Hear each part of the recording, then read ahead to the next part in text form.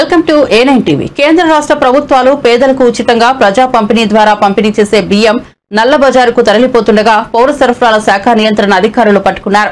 పౌర సరఫరాల నియంత్రణ విభాగానికి అందిన సమాచారం మేరకు సింగరాయకొండ అధికారులు గురువారం తెల్లవారుజామున 16 నంబర్ జాతీయ రహదారి కేంద్రంగా అదుపులోకి తీసుకుని ప్రజా పంపిణీ బియ్యంతో పాటు వాహనాన్ని సింగరాయకొండ పోలీస్ స్టేషన్ కు తరలించారు.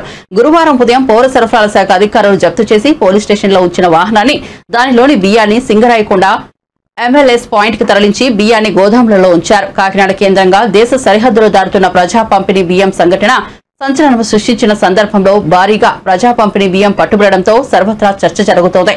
రాష్ట్ర ప్రభుత్వం ప్రతిష్టాత్మకంగా తీసుకుని ప్రజా పంపిణీ వ్యవస్థ ద్వారా పేద ప్రజలకు పంపిణీ చేసే బియ్యం నల్ల బజారుకు తరలి వెళ్లడం విమర్శలకు దారితీస్తోంది.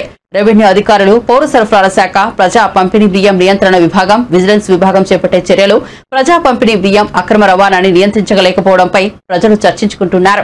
ప్రజా పంపిణీ వ్యవస్థ బియ్యం నల్ల బజారుకు తరలిపోవడాన్ని నియంత్రించే వ్యవస్థ ఎంత పకడ్బందీగా అమలు చేస్తోందో సింగరాయకొండలో నియంత్రణ విభాగం అధికారులు జప్తు చేసిన బియ్యం అద్దం పడుతోంది.